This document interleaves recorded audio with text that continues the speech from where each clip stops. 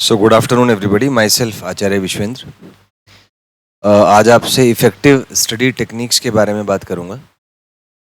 So let start with that because it's a very crucial factor these days कि how to study effectively, because competitions are at its peak.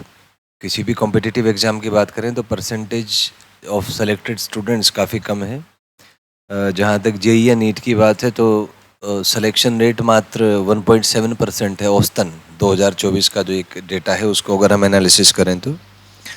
सो इस वजह से कुछ critical points हैं जिनको use करके हम देख सकते हैं कि हाउ टू स्टडी इफेक्टिवली। तो उसके कुछ पॉइंट्स आपके सामने रखूँगा। तो first is have the right study material. पढ़ने से पहले आपका जो कंटेंट है वो बहुत ही ऑप्टिमाइज्ड होना चाहिए, जिसमें आपको संशय ना हो, जिसमें डाउट ना हो। क्योंकि पढ़ते समय अगर आप डिस्ट्रैक्ट हो गए तो एक साथ कई प्रोसेसेस हमारे अंदर एक्टिव हो जाते हैं और उनको मैनेज करना आसान नहीं होता। हम काम करने की बजाय केवल विचारों में उलझे रहते हैं, केवल इमोशंस में उलझे रहते हैं और अंदर से एक ऐसे लूप होल में हमारा माइंड ब्रेन सिस्टम फंस जाता है जिसमें आउटपुट नहीं आ पाता। So the first thing is have the right sort of study material, जिसमें कोई डाउट ना हो आपको। और आपका लक्ष्य होना चाहिए कि ये जो स्टडी मटेरियल है, इसमें जो इन्फॉर्मेशन लिखी है वो इन्फॉर्मेशन अपने माइंड ब्रेन सिस्टम में आपको स्टोर करना है। That should be the very first task. So primary task होना चाहिए आपका, खुद की कंडीशनिंग करें, खुद की काउंसलिंग करें, अपने आप से बात करें कि ये जो बुक में इन्फॉर्मेशन लिखी है, पहला टारगेट है ये इन्फॉर्मेशन मेरे माइंड ब्रेन सिस्टम का जो मेमोरी कार्ड है उसमें जानी चाहिए, बाकी सब चीज़ें उसके बाद। तो इस तरह से अपने आप को कंडीशनिंग करके काम स्टार्ट करें, क्योंकि हमारे अंदर एक एल्गोरिथम काम कर रहा है। आपको अब तक पता लग गया होगा, जैसे हम मान लो पढ़ना स्टार्ट करते हैं तो शुरू में वो एल्गोरिथम चेंज होते हैं और उस एल्गोरिथम के चेंज होने से हमें दुख होता है, तकलीफ़ होती है, तो हम उससे तकलीफ़ से बचना चाहते हैं। इसी वजह से पढ़ना मुश्किल लगता है हमें, इसी वजह से पढ़ने में दिक्कत होती है। लेकिन ये नेचुरल है, आपको इसको बेयर करना पड़ेगा, क्योंकि अगर आप इसको, तकलीफ़ का मतलब है कि आपके अंदर के न्यूरल एल्गोरिथम्स चेंज हो रहे हैं, क्योंकि वो अगर चेंज नहीं हुए तो आउटपुट नहीं आ पाएगा। तो थोड़ा सा सहज रहें, थोड़ा सा सहन करें, बी एडेप्टिव टू दैट। धीरे धीरे अगर आप प्रैक्टिस करते हैं तो आपका जो एल्गोरिथम है उसमें जो स्विचिंग मैकेनिज़्म है उस मैकेनिज़्म में आप एक्सपर्ट बन जाते हैं, तो फिर आपको दोबारा इसमें उतनी दिक्कत नहीं होगी। तो पहली चीज़ है, जब पढ़ना स्टार्ट करें तो उसमें स्टार्टिंग में जो इमोशनल कॉन्फ्लिक्ट्स होते हैं, जो इमोशनल चेंजेस आते हैं, उन चेंजेस को आप बियर करने की कोशिश करें। यही इसका स्टेप है। Next is rewrite, create flash cards और आउटलाइन योर नोट्स।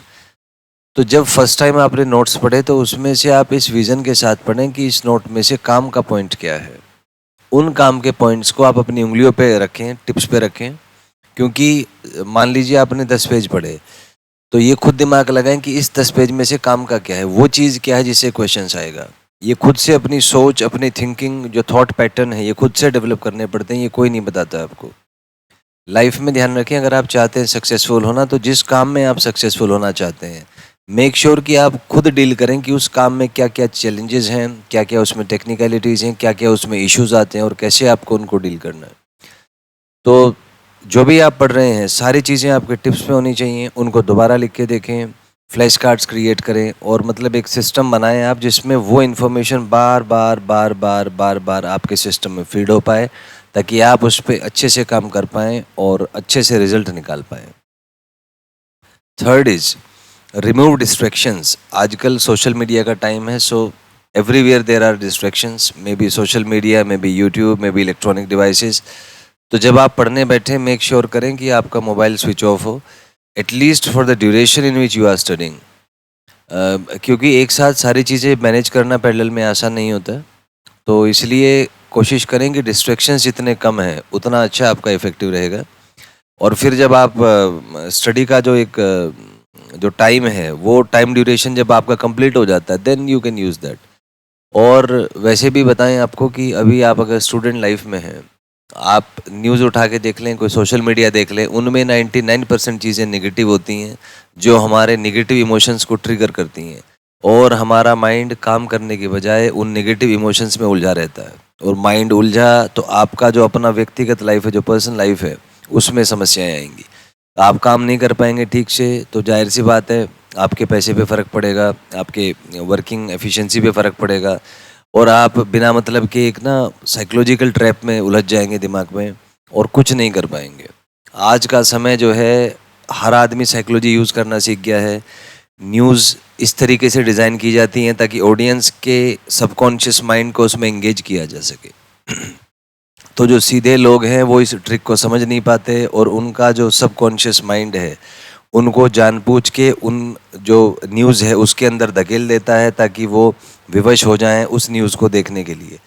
अब वो तो विवश हो गए, उनका टाइम उसमें इन्वेस्ट हो गया, लेकिन उनका जो पर्सनल टाइम था जिसको यूज़ करके वो लाइफ में कुछ अच्छा कर सकते थे, अपने पर्सनल बेनिफिट ले सकते थे, अपना पैसा का काम अच्छा कर सकते थे या अपना एकेडमिक लाइफ अच्छा कर सकते थे, तो उनका दिमाग को आपने यूज़ कर लिया। It's all about that. Technology बहुत आगे बढ़ चुकी है। जितनी भी मार्केटिंग कंपनीज हैं, जो भी बिजनेस कर रहा है online, they know the strategies कि कैसे आपके सबकॉन्शियस माइंड को इन्वॉल्व करना है।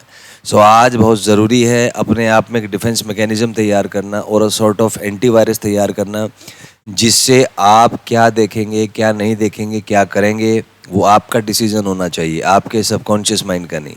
तो अपनी भावनाओं पे नियंत्रण रखें, अपने इमोशंस पे नियंत्रण रखें। आज हर कोई साइकोलॉजी में सक्षम बन गया है, इमोशंस को ट्रिगर करने में सक्षम बन गया है।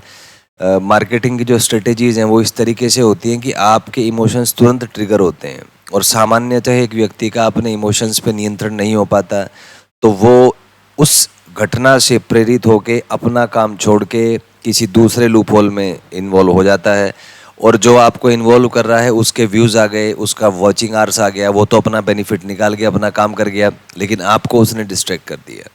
तो this is the art of distraction which is presently being going on. So make sure that you are intelligent and you are able to focus on your work rather than being distracted by anybody. Next is time management. तो time management ही अपने आप में crucial factor है क्योंकि सारी चीज़ें time की हैं। यूनिवर्स में टाइम ही ऐसा है जो दोबारा नहीं मिलेगा आपको। लाइफ लिमिटेड है, लिमिटेड सांसें आपको मिली हुई हैं, उसके बाद आपको जाना पड़ेगा इस दुनिया से। तो समय अपना नष्ट ना करें और समय क्योंकि दोबारा वापस नहीं आता और समय ही सबसे कीमती है। Be productive. अपना मन, मस्तिष्क, पूरा सिस्टम अपने प्रोडक्टिव काम पे लगाएं और सोचें कि कैसे आप इफ़ेक्टिव रिजल्ट निकाल सकते हैं और कैसे आप इफ़ेक्टिवली काम कर सकते हैं। आज हर कोई दूसरे को यूज़ करके आगे बढ़ना चाहता है। साइकोलॉजी यूज़ करेगा, आपके इमोशंस ट्रिगर करेगा और आपके समय को नष्ट कर देगा। तो चुपचाप ऐसे लोगों से सावधान रहें, ऐसी घटनाओं से, ऐसा कोई भी कारक जो आपका समय किल करे उससे बच के रहें। हर कोई स्वार्थी है, हर कोई सेल्फिश है और वो तभी तक आपसे कनेक्टेड है जब तक आपका काम ठीक है और उस काम से उसको कोई बेनिफिट हो सकता है। तो सबसे इम्पोर्टेंट स्किल जो है आज के समय में वो है एक ऐसा सिस्टम बनाना अपने अंदर जिससे आप अपने काम पे फोकस कर पाएँ और प्रोडक्टिव बने। जो व्यक्ति प्रोडक्टिव नहीं है, जो काम नहीं कर सकता, जिसका मन भटकता रहता है, जो परेशान है, जो हैरान है, वो इधर से उधर एक बंदर की तरह भागता रहता है। ना तो खुद कुछ कर सकता, केवल बातें बनाता है, खुद काम नहीं कर सकता और दूसरों को भी काम नहीं करने देता। और ऐसे लोगों का कोई कंपनी उसको नहीं पूछती, कुछ उसका बेनिफिट नहीं हो सकता। वो केवल दूसरों को मूर्ख बनाना चाहता है। तो इसलिए अपने समय का सदुपयोग करें। मेक श्योर करें कि एटलीस्ट आप एक ऐसा काम पकड़ें जो आपको अच्छे से आता हो, जिसमें आप एक्सपर्ट हों, ताकि उसको यूज़ करके आप जीवन में कुछ बेहतर कर पाएँ, अपने जीवन की समस्याओं का समाधान कर पाएँ और जीवन में मौलिक आवश्यकता रोटी, कपड़ा और मकान की है, जिसमें धन भी आवश्यक होता है। तो जो आपकी मौलिक आवश्यकता है वो पूरी हो जाए। तो जो भी काम आप चूज़ करें उसको इन पैरामीटर्स पे आप चूज़ करें जिससे लाइफ में इफ़ेक्टिव तरीके से आप काम कर पाएँ। Next is time management and time blocking. ये जो मैंने पॉइंट बताई है वही है कि अपना टाइम मैनेज करके चलें, टारगेट सेट करके चलें कि मुझे को 2 घंटे में ये काम करना है, इससे इतना आउटपुट निकालना है। तो इस तरीके से आप सोचें, तब जाके आप आगे काम कर पाएंगे। और एक डे थीमिंग का मतलब यही है कि आप एक टारगेट बनाएं कि मुझे इस दिन ये करना है, इस दिन ये करना है, इस दिन ये करना है। फिर और ये है कि सोशल मीडिया से भी थोड़ा सा दूर रहें और इफ़ेक्टिवली आप जो है स्टडी करें, अपने काम पे थोड़ा सा ध्यान दें। बाकी इसमें नेक्स्ट वीडियो में डिस्कस करूँगा। Thank you and have a nice day.